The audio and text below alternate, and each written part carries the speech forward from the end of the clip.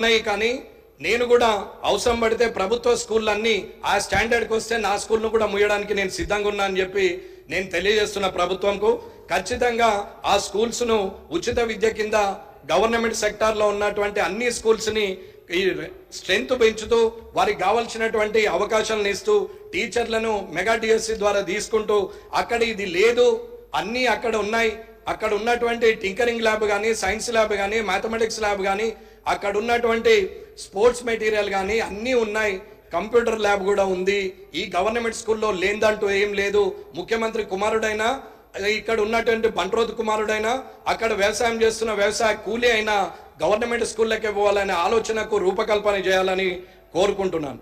అట్లాగే ఫారెస్ట్ డిపార్ట్మెంట్కి సంబంధించి పోడు భూముల కింద ROF పట్టాలు ఇచ్చారు. దివంగత నేత రాజశేఖర రెడ్డి గారు అప్పుడు ROF పట్టా ఇచ్చినప్పుడు 2009లో డైరెక్ట్గా అక్కడ ఉన్నటువంటి ఫారెస్ట్ను వాళ్ళతో మాట్లాడి వారికి ఆ పట్టానిచ్చి వాళ్ళకు పొజిషన్ ఇవ్వడం జరిగింది. ఆ పట్టాలకు మాత్రము ఎప్పుడు ఫారెస్ట్ వాళ్ళు రాలేరు.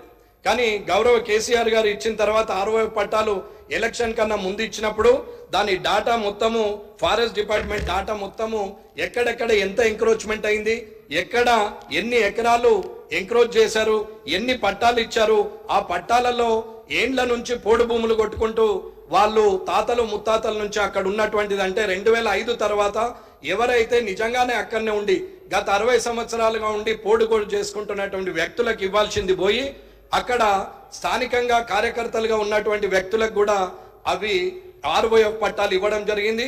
అవన్నిటికి కూడా ఇక్కడ ఆధారాలు ఉన్నాయి. నేను వట్టిగా మాట్లాడితే ఇది అన్ని 33 జిల్లాలకు సంబంధించినటువంటి ఇది ఆధారాలు. ఖచ్చితంగా ఇది ఫారెస్ట్ డిపార్ట్మెంటు ఎవరైతే CCF ఉన్నారో మీరు ఒక్కసారి పిలుచుకుంటే మంత్రి గారికి అన్నీ తెలుస్తాయని చెప్తున్నాను. ఇకపోతే పోలీస్ డిపార్ట్మెంట్ అన్న, మీకు రక్షణ ఉన్నా, మాకు రక్షణ ఉన్నా, గ్రామీణ స్థాయిలో రక్షణ ఉన్నా, ఆ ఆపత ఉన్నది అని అంటే ఫస్ట్ పోయేది పోలీస్ స్టేషన్.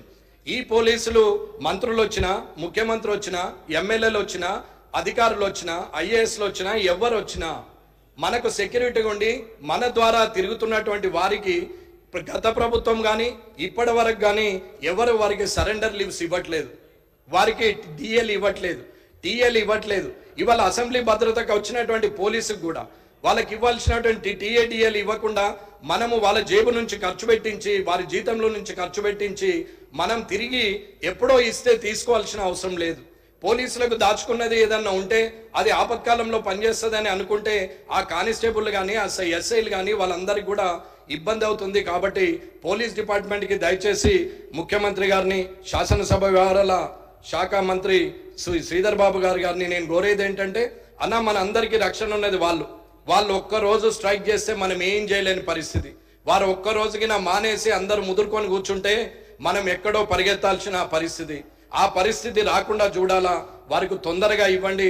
ఖచ్చితంగా ఏవైనా ఇంకా వేరే యాప్ అయినా సరే పోలీసులకు మాత్రము అది ఇచ్చేయాలని చెప్పి నేను కోరుకుంటున్నాను. పోలీసులు అంటే నాకు ప్రేమ ఉన్నది అనేది కాదు, కానీ పోలీసులు ఇస్తున్నటువంటి భద్రత వల్ల వారు అభద్రతా భావానికి ఆర్థికంగా ఉండద్దు అనేది అధ్యక్షుల ద్వారా నేను మంత్రివర్యులకు తెలియజేస్తాను.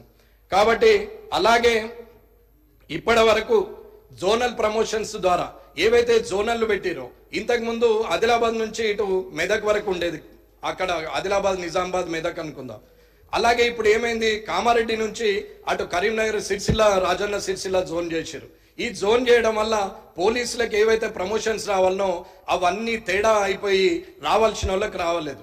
ఎవరైనా ఒక్కసారి దాన్ని కూడా జోనల్ దాన్ని కూడా రీసెటిల్ చేయాలని కోరుకుంటూ 3170 కానీ, GO 46 కానీ ఇవన్నీ కూడా ఉద్యోగస్తులకు చాలా ఇబ్బంది ఉంది, చదువుకున్న యువతకు కూడా ఇబ్బంది ఉంది.